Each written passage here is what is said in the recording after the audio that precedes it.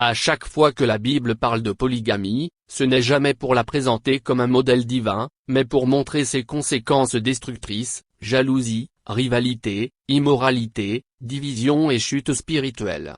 Voyons ensemble les grands exemples. Abraham prend Agar en plus de Sarah. Agar donne naissance à Ismaël.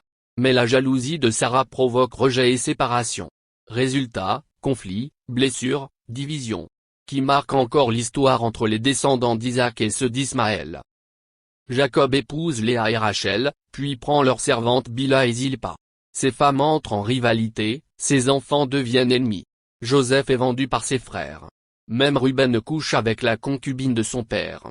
Résultat, une famille déchirée par la jalousie, la division et l'immoralité. David prend plusieurs femmes. Puis il commet adultère avec Bathsheba et fait tuer son mari. Le prophète Nathan l'avertit, le mal sortira de ta propre maison.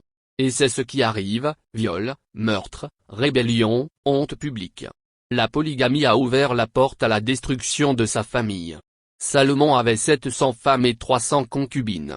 Elles détournèrent son cœur vers l'idolâtrie. Résultat, chute spirituelle, colère de Dieu, et division du royaume d'Israël. Autres échos bibliques. Gédéon eut beaucoup de femmes et un fils illégitime, Abimélec, qui tua ses frères et sema la guerre civile. Elkana avait 2 femmes, Anne et Pénina. Rivalité, jalousie et larmes marquaient leur foyer.